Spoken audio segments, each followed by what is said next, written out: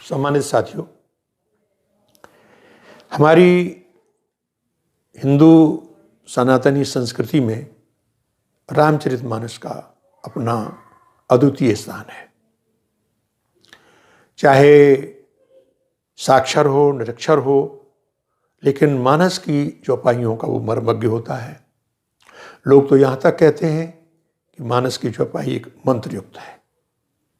भाई जी हनुमान प्रसाद पोद्दार जी ने ऐसी ही 8 चौपाइयाँ जो अयोध्या कांड के प्रारंभ में हैं, अपने अनुभवों से सिद्ध करके बताई थी। उन्होंने संत महात्माओं से भी सुनी थी कि इनके पारायण से सुख, समृद्धि, ऐश्वर्य, संपदा सब चीज़ आती है। और मुख्य चीज़ तो यह है कि इनका पारायण करेंगे तो घर में कभी निर्धनता नहीं आती।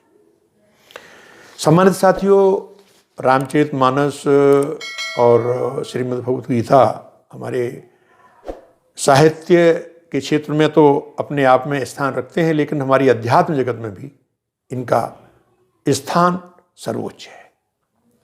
एक ऐसी प्रचलित लोकोक्तियाँ होती हैं, मैं वो आपसे साझा करना चाहूँगा। वो एक है कि गीता का श्लोक ज्ञान दे, अभय बनाता है भाई, और सुख संपत्ति सुरक्षा देती मानस की हर चौपाई। ये एक लोगों में इस तरह की धारणा है। एक और रामायण के जो पहले संस्करण चलते थे, छेपक वगैरह, उनमें रामायण के महात्म्यों में ये लिखा गया था। एक जगह प्रसंग था कि रामायण हो रही और कोई ऐसा व्यक्ति जो कदाचारी था, पापी था, वो आ गया, सुन लिया, तो वो अपने आप उसकी मुक्ति हो गई। वो छोटा सा प्रसंग है। उसी तरह लोकोक्ति में कि होत रही एक जय रामायण, तहाँ से निकला पापी परायण, और कछुक कान में पड़ गई बाता, सुनतई तुरतई भयो निपाता। अब चूंकि वो पापी था तो ताहे लेन आए यमदूता, और निज पशान बांधो मजबूता। एकदम भाई जब वो इस तरह का था, यमदूत ने आकर के अपने पास से उसे मजबूत बांध लिया। लेकिन तिहि अवसर हरिजन तहाँ आए, और छीन लीन बहु त्रास दिखाए। भगवान के जन आ गए और उन्होंने यमदूतों की जो यातना दे रहे थे उनसे मुक्ति करके क्या कहा कि इस रामायण सुनी है यह काना, और ले जे हो बैठार विमाना। इसने चूंकि रामायण का श्रवण कर लिया है, इसलिए अब ये आपके अधिकार क्षेत्र में नहीं है, इसको मैं अपने साथ ले जाऊंगा। और ये भी कहा कि धरी हो ये रामायण जहां, तहां भूल जइयो नहीं कामा, और श्रोता वक्ता जे रामायण, कबो न जइयो तिनके आयन।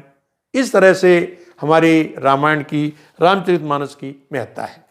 तो सम्मानित साथियों, मैं उन 8 चौपाइयों को आपके सामने साधारण सी भाषा में प्रस्तुत करता हूँ। निसंदेह चूँकि भाई जी ने कहा था कि उन्होंने डोंगरे जी महाराज और अन्य संतों से भी ये सुना है कि इनके पारायण से सुख, समृद्धि, ऐश्वर्य, संपदा तो आती है, लेकिन एक बात जो उन्होंने निश्चय कही थी कि इनका पारायण होगा तो घर में निर्धनता कभी नहीं आएगी, अशांति कभी नहीं आएगी। तो ये चौपाई हम आपके सामने प्रस्तुत करने जा रहे हैं।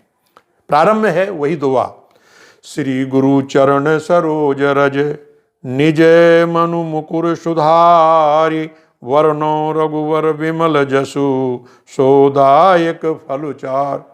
जो हनुमान चालीसा में उसी तरह को यहाँ गोस्वामी जी ने उनकी प्रेरणा से रखा है, इसलिए चौपाइयों को महत्व है। अब चौपाई है, जब ते राम ब्याही घर आए, नित नव मंगल मोद बधाए, भुवन चारे दश भूदर भारी, असकृत मेघ बरसैं सुख बारी, रिधि सिधि संपत्ति नदियाँ सुहाई, उमंग अवध अम्बुद कहूँ आई, मणि गण पुर नर नारी सुजाति, ओ सुचि अमूल सुंदर सब भांति।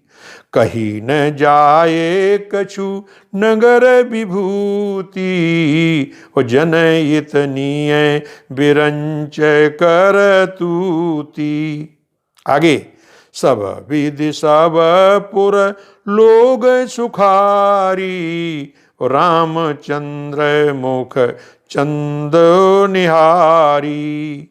मुदित मातु सब सखिय सहेली, ओ फलती बिलो की मनोरथ बेली।